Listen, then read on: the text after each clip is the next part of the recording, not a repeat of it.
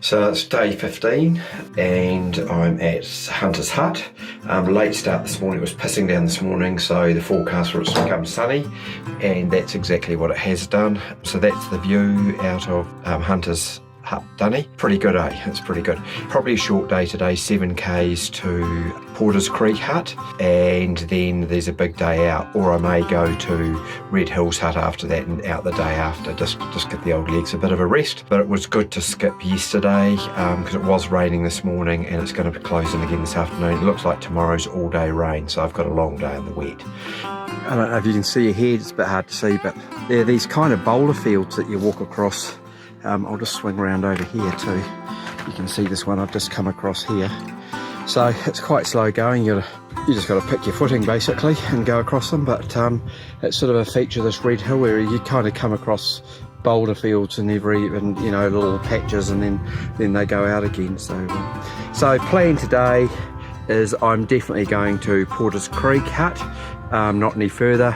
And then tomorrow, it's raining full on tomorrow, so I'll assess whether I go to Red Hills Hut, which Claire tells me has no water, and out, or whether I stay at Red Hills Hut, which is probably what I'll do, and out Tuesday. So that breaks it down, because I'm still basically 40k's from St Arnaud, and to do 40k's in 2 days in this sort of condition is like a massive effort, just for probably not a lot of reward.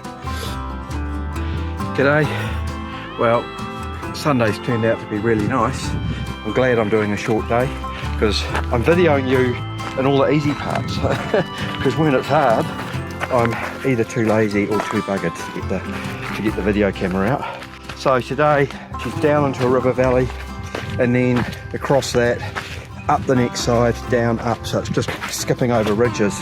So I'm just not going to look at the contour path and just deal with it as it happens. But yeah, we've just come over that ridge from another valley, and it looks like we're going to drop down to the river and up that side. I'm not sure, but anyway, I just wanted to say I'm videoing where it's nice and cruisy, because I can do both.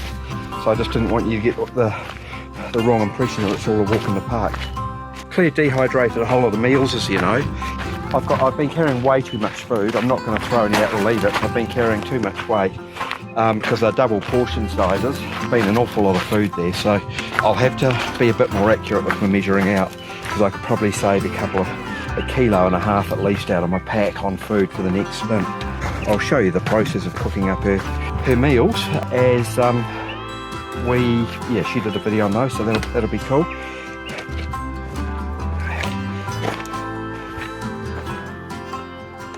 Got to enjoy today. Tomorrow's going to be wet, so it'll just be chuck a smile on your face, get sodden and walk. Unless, of course, the forecasters get it wrong.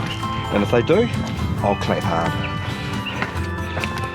The weather forecast I got off Track Me this morning was spot on. It said rain at 7 or clearing at 8 o'clock, which it did perfectly. So having the old sleep in this morning was good, especially after a bit of an 11-hour day yesterday. At least I can stay dry for another day, so I'm beginning to trust the old forecasts a bit more, and they're good. And the thing is, they're the forecast for your exact location. I don't know how it all works, but seems to be reasonably accurate, so that's awesome. Right, it's just getting shitty, so I'm going to sign out.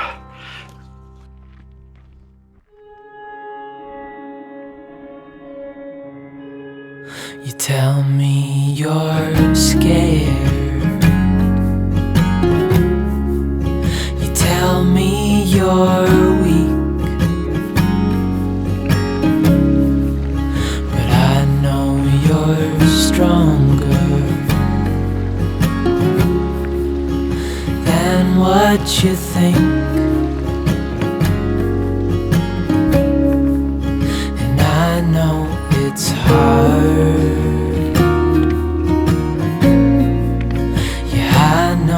It's rough,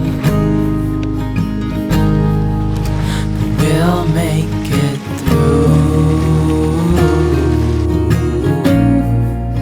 and I'll back you up.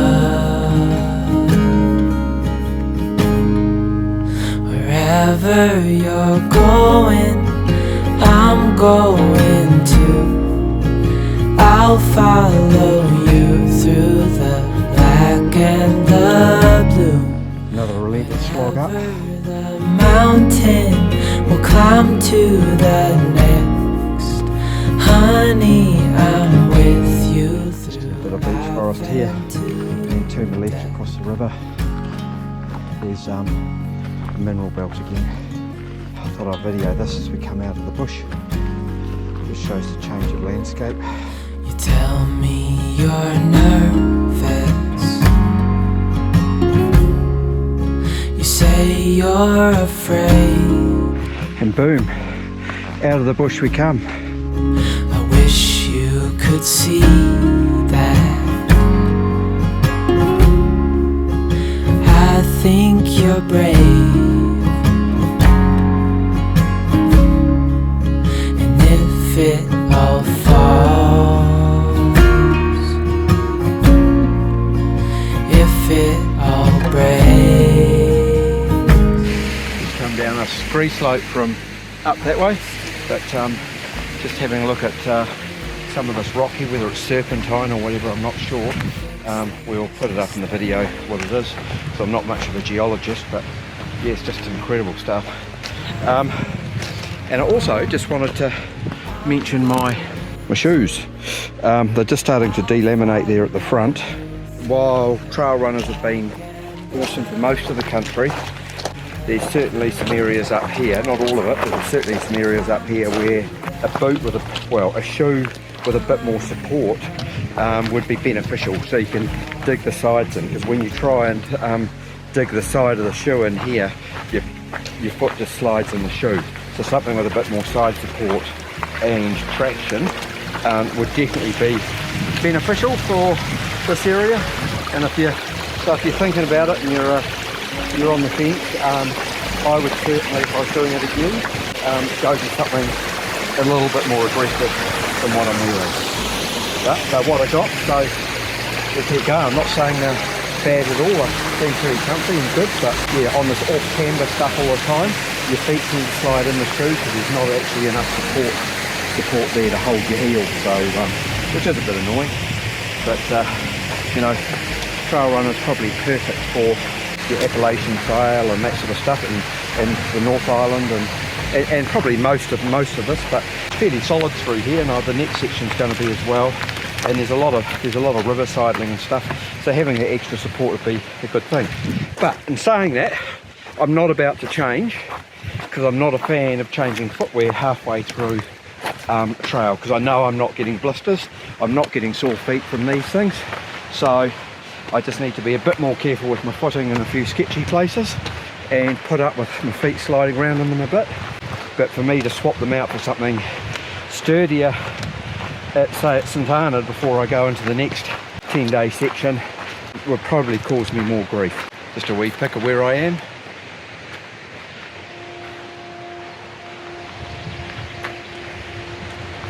These are just my thoughts and experiences, like everybody puts their little disclaimer on their videos.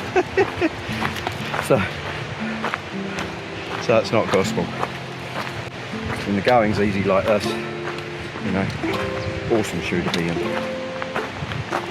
I'll do a damage report on all the gear I've wrecked at some stage too, as we're going along. Must say, I'm starting to think of a cold beer, like it's coming onto my mind. Cold beer and a big fat juicy steak. Because I can't remember what day it was now that we left Chloris and haven't had anything but sort of dehy stuff since then. A big fat juicy steak, maybe with some mushrooms and garlic on it, and a cold beer followed by some red wine, I think is my cooler. And stuff it, maybe even 5 cold beers. Anyway, we'll see how we go.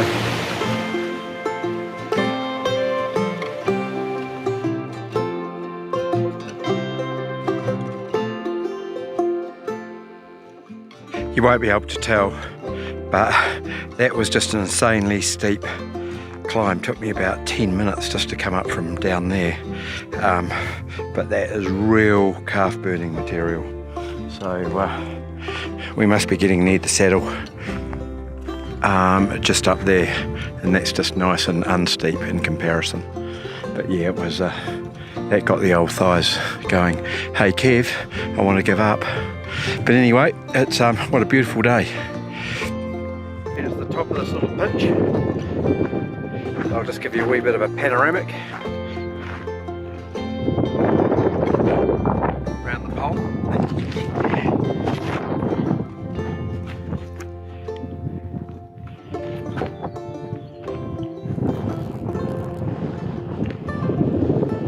what's called pole dancing in the mountains.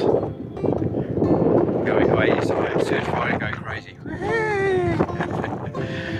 But yeah, no, so it's beautiful up here. And I'll show you where we're heading.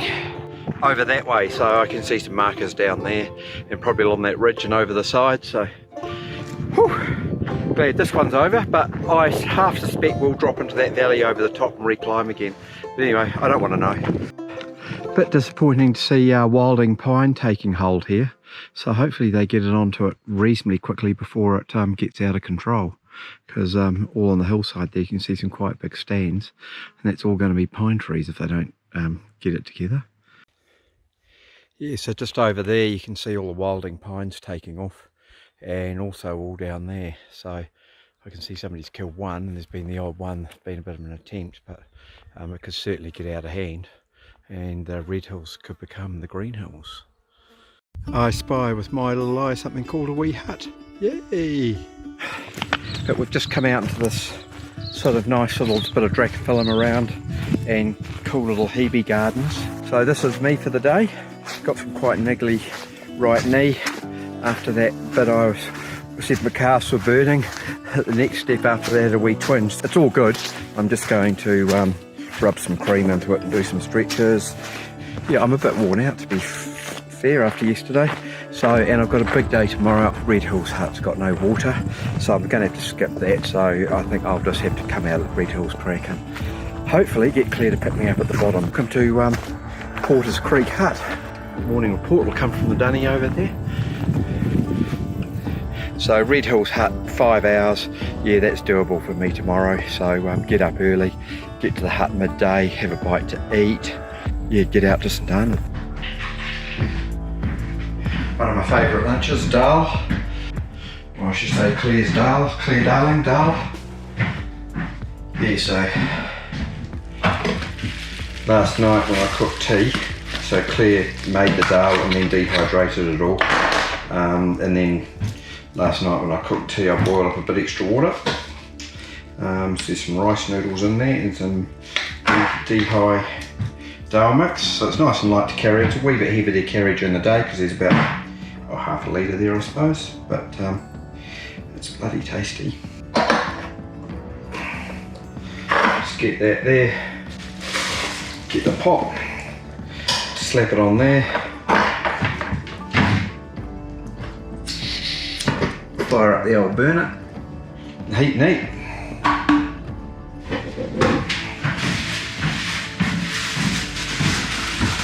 And just to get a bit extra fat in and spice things up, cheese. Okay, so while that's still heating up, slice up a bit of cheese.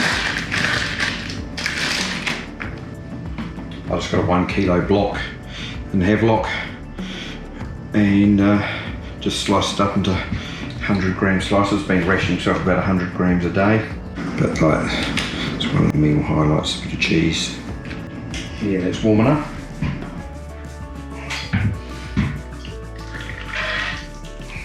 There we go, and a good hearty dal dehydrated lunch. Awesome.